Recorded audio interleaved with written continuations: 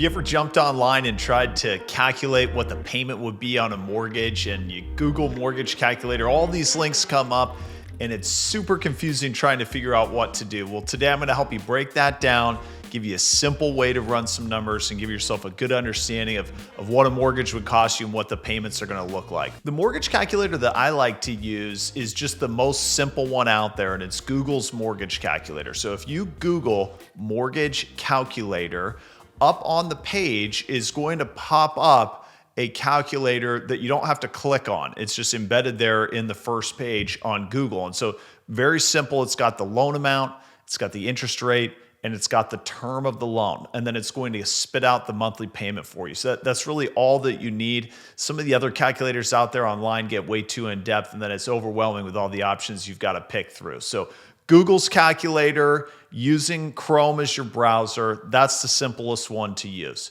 Now, if you want to calculate a mortgage payment and get an idea of what a housing payment is going to cost you at a given price, there's some numbers that you have to know to accurately get a payment, okay? So the first is the purchase price of the home. So whatever you're looking at as the price, you're going to take that minus your down payment. So we're not putting in the price of the home. You're making a payment based on the balance of your mortgage and how much you owe. So the starting balance on the mortgage is going to be the difference between the down payment and the purchase price.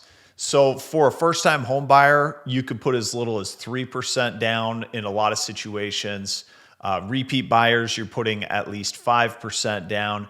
And then another common down payment to avoid what's called private mortgage insurance is 20% down. So I think if you back into 3%, 5%, or 20% down, those are going to fit most people's scenarios. So let's say it's 3% down as your down payment, and let's say your purchase price is $400,000. You would take $400,000 times 0.97 on your calculator, and that number is the loan amount. So that's what you're going to enter into Google's mortgage payment calculator as the loan amount. Now, the next component we need is the rate. And so interest rates change daily. So this is a moving target, and interest rates are also going to be dependent on your credit score. So rates available even on any given day are going to be different for each person and their scenario. However, if you Google Freddie Mac mortgage survey, it's going to pull up Freddie Mac's mortgage survey, which they do weekly, and they survey a bunch of the biggest lenders in the country and then put together the average rates for that week in a little article that you can pull up when you Google that. And so those numbers are, depending on what day of the week you're looking at it, up to 1 week old, but it's going to be pretty close. And I would use that average number that Freddie Mac is spitting out. We're just getting an estimate of what the payment is going to be, so that's going to get you pretty close.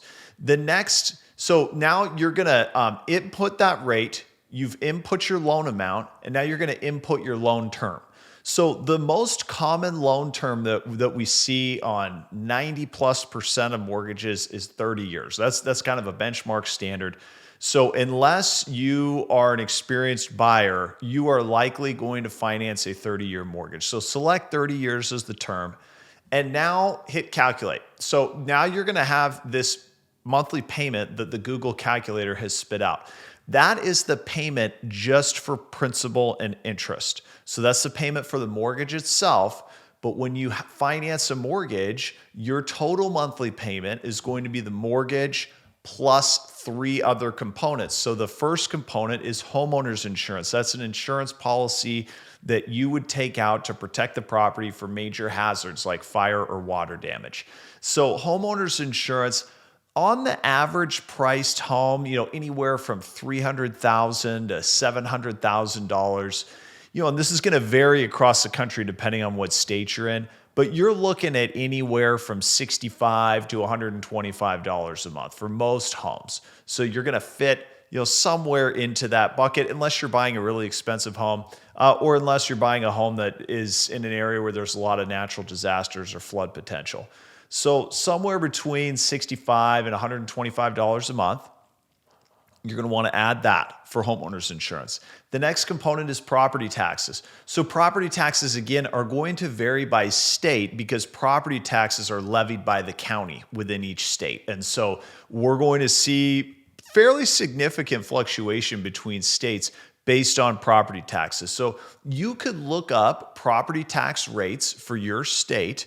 Now it gets a little complicated because that's going to be based on the tax assessed value, which is not the same as the purchase price of the home.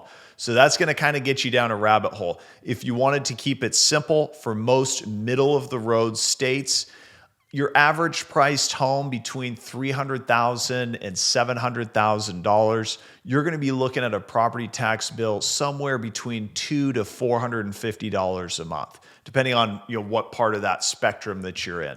So excluding high taxed states like Illinois and California, where you've got more expensive property taxes, even some other states like Florida and Texas, you see a little bit higher for property taxes. But taking those outliers out of the equation, that $200 to $450 a month is going to fit most scenarios. Now, you would just need to bump that up a little bit more as you get into higher price points. Here's a little hack. If you have a specific home in mind, pull the home up on Zillow. When you're on Zillow's page on the listing for the home, scroll down, and about midway down, it's going to give you the property taxes per year. So you would take that number on Zillow, divide it by 12. That'll give you the exact taxes for that particular home. So that's another great way to just double check if you're estimating correctly based on your market area. And then the final component for the mortgage payment would be private mortgage insurance, PMI. So this is a secondary insurance coverage that you would have on your mortgage if you make less than a 20% down payment. So 20% is the threshold to avoid PMI. Now, PMI also can fluctuate based upon your credit score and based upon the amount that you put down. The more you put down, the less the PMI is. But in a lot of cases, when people are paying PMI, they're either doing 3 or 5 or 10% down for the down payment, so they're in one of those higher tiers. A safe number to use for PMI would be 0.3% of the loan amount divided by 12. So let me double check myself here on my calculator. If I take a $400,000 loan, and let's say we're doing 5% down. So I'm going to take $400,000 home, $400,000 for the purchase price. I'm going to take $400,000 times 0.95. That's 95% of the purchase price of the home, which is the same as a 5% down payment. That's a loan amount of $380,000.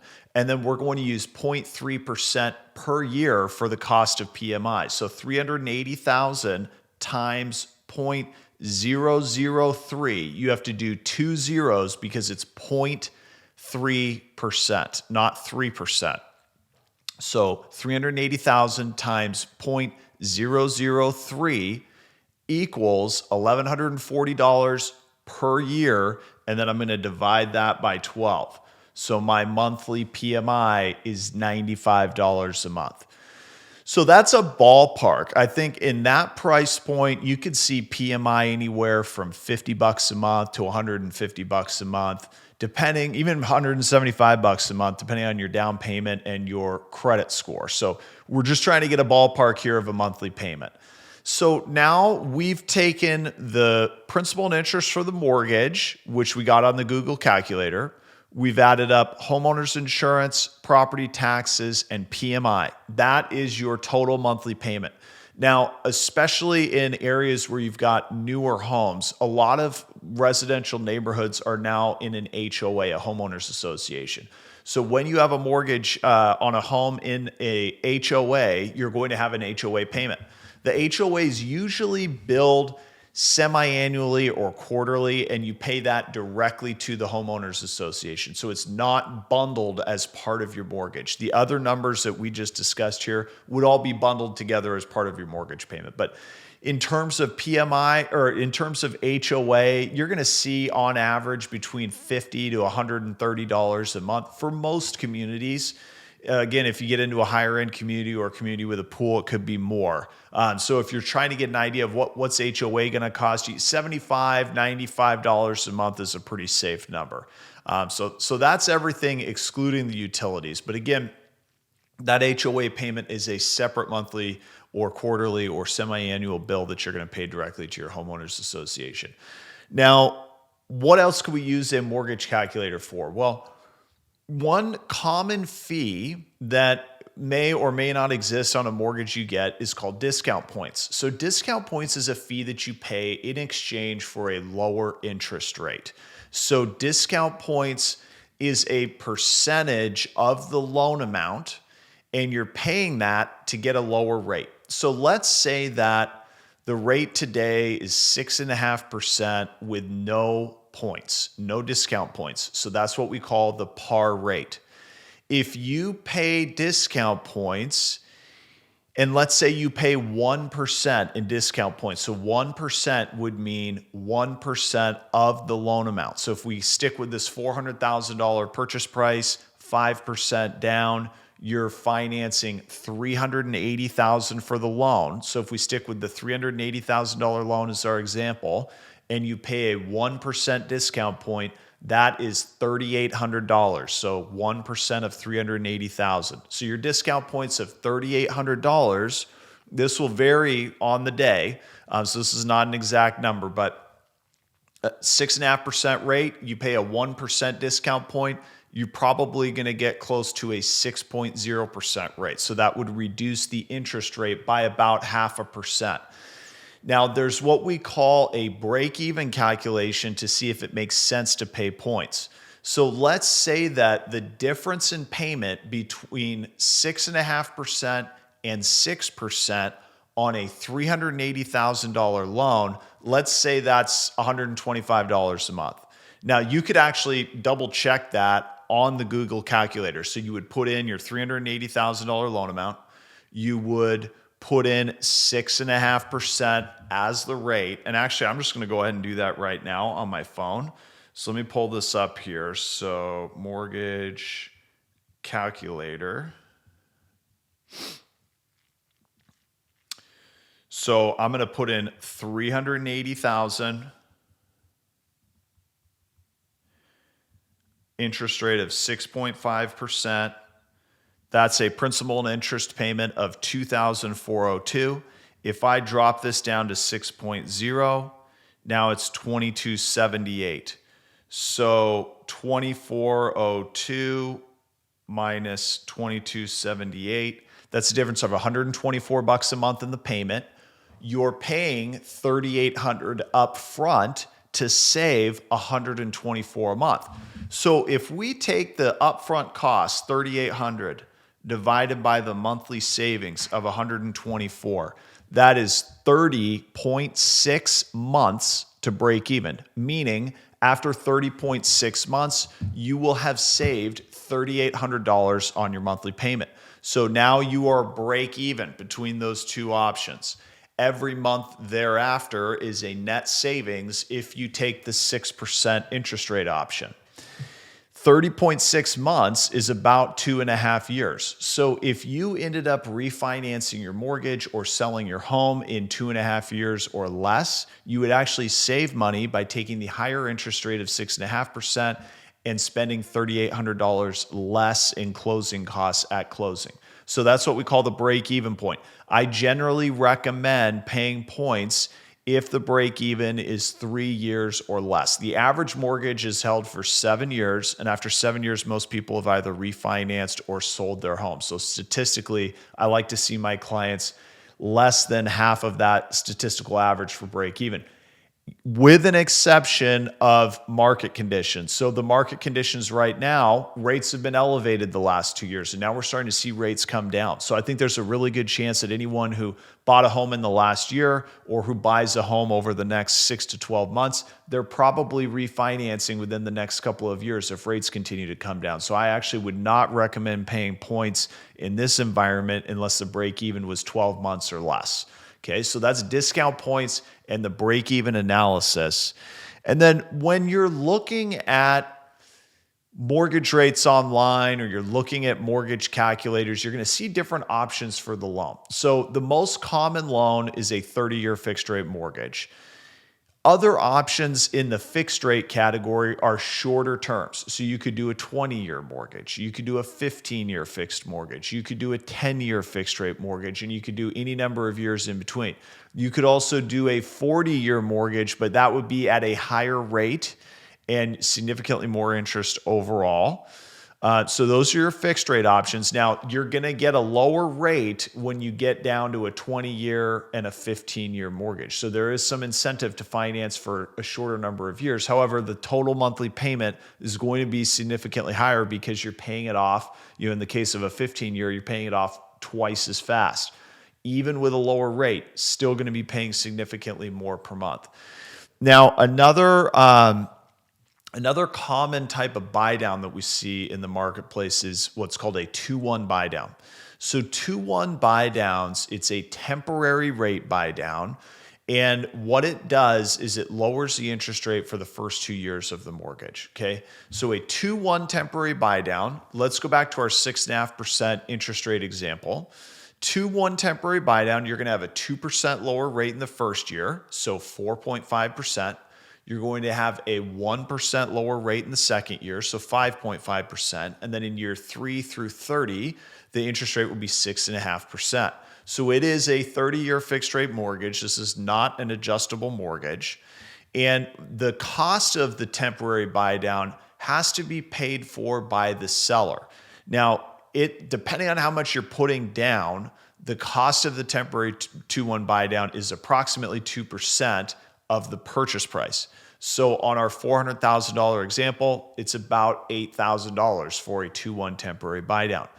So that $8,000 at closing is paid for by the seller, and then it goes into the escrow account for the mortgage. So let's say in year 1, the monthly payment is $350 a month less. Every month, $350 is coming out of that $8,000 sitting in the escrow account to cover the shortage in interest.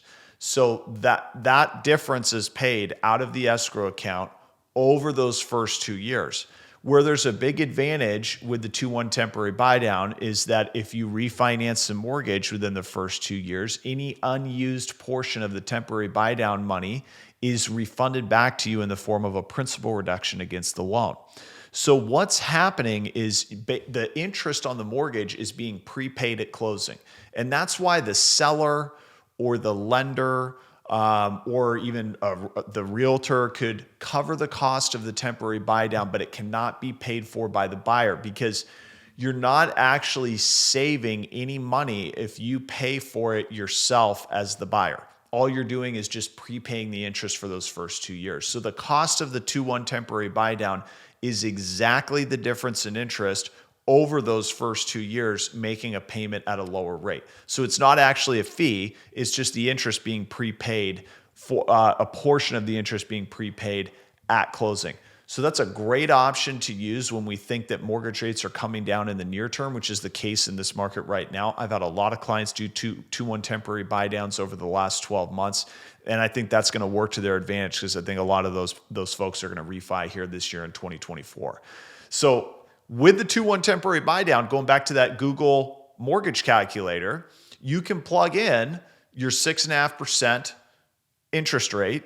Then you can change the rate to 4.5% to see what the payment would be in year 1, change the rate to 5.5% to see what the payment would be in year 2, and then 6.5% would be year 3 through 30. So as long as you're comfortable making the payment at the rate from year 3 through 30, then you're not setting yourself up for a catastrophe when that monthly payment gets up to 6.5%, because we cannot predict what market rates are going to do. It's possible you take that 2-1 temporary buy down, rates don't go down, and you don't end up refinancing the mortgage. So you want to make sure when you use that product that you're comfortable making that long-term payment from year 3 through 30.